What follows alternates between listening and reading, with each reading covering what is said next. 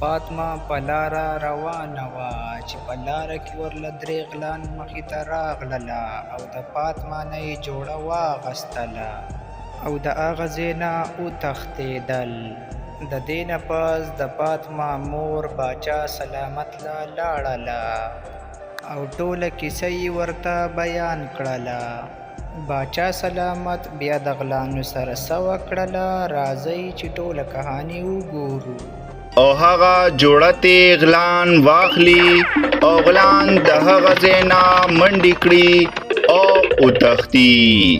نو دا ځان سره ووایي: یا زما خدای پاکه، زما سره خو صرف دغه یوه جوړه وه او بله خو زه اخیستی هم نه شمه، ځکه چې زما د پلار سره دومره پیسې نشته دی او دا جوړه چې رانه دور تښتوله.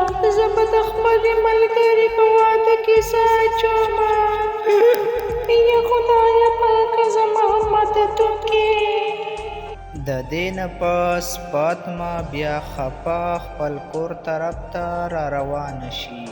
کله چې کور ته راورسي او د مور خواله راشي نو مور ته ټوله کیسه وکړي. مور فاطمه ته ووایي: یا زما لورې، ته ولې خفه کېږې؟ زموږ سره چې څه هم کېږي که نه، په دې کې زموږ پیدا وي پیدا. یا زما مورې، تا ته په دې کې کوم ځای کې پیدا ښکاري او زه به د خپل ملګري په واده کې څه اچومه؟ ما له خو به ابو نورې پیسې هم نه راکوي. یا زما لورې، په الله پاک باندې باروسه ساته. الله پاک موږ سره هېڅ هم بد نه کوي کله هم، او دا څه پته لګي چې الله پاک ستا د دغې جوړې نه خپلې جوړه په نصیب کې لیکلې وي. صحیح ده زما مولې، ستا خبره بلکل ټیک ده او په الله پاک باندې باروسه پکار ده. ته داسې کار وکړه چې ما له وس لږې شان پیسې راکړه چې ځان له پې وس جوړه واخلمه که نه. د دې نه پس د فاطمه مور فاطمه له لږې شان پیسې ورکړي چې هغه 25,000 روپۍ وي.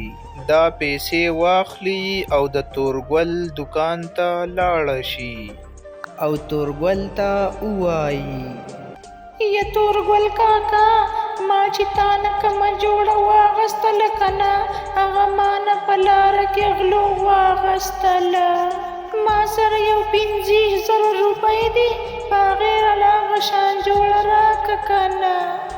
یا زما لورې، که هغه شان جوړه را سره نشته او که هغه شان جوړه را سره وې که نه، نو تاله به مې په دغه 25,000 روپۍ باندې درکړې وې. ما سره دغه یوه جوړه وه او هغه مې په تا خرڅه کړله. یا ګلغانه، ما نه به دا جوړه په څو باندې واخلې؟ دا چې ده که نه، دغه ما په لار کې د یوې ماشوم نه په زوره واغستله او دغو د غلا شیزونه اخلې که نه، ووایه تا به رانه په څو واخلې؟ یا کالو خان، دا جوړه مې په 10,000 روپۍ خوښه ده، که راکې خو ټیک ده او که نه راکې نو خپله لار دې لنډه وه.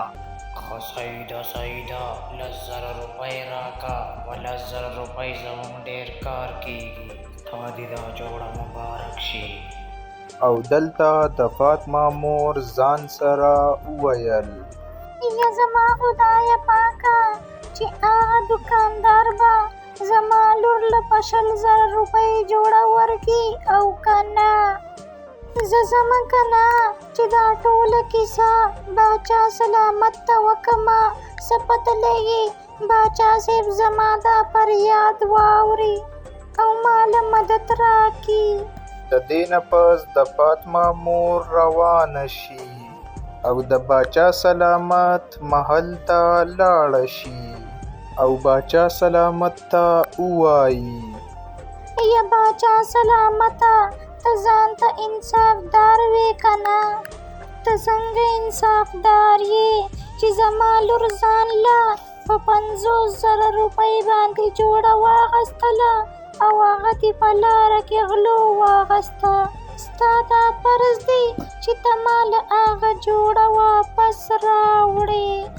ای ښځې دا ته څه وې زما په باچاهۍ کې او غلاګانې دا ته څه وې زه به اوس تپوس وکړم د دې خپل وزیر نه تا ته چې دی که نه ستا جوړه به میلاو شي ته بېغمه شه ستا جوړه به په وخت باندې تا ته میلاو شي ای وزیره زه دا څه اورمه زما په باچاهۍ کې او غلاګانې تا ما ته داسې نه دي ویلي چې زما په باچاهۍ کې غلان هم راوتي دي شابه که زر لاړ شه او که په لس منټه کې دا غلان را پیدا نه کړل او ما له دې را نه ویستل نو تا نه به زه سر کټ کومه د دې نه پس وزیر هغه کسان گرفتار کړل او محل ته یې راویستل او د پات مامور له یې هغه جوړه واپس ورکړله د پات مامور هغه جوړه کور ته راوړله کله چې پاتما خپل کور ته راغلله او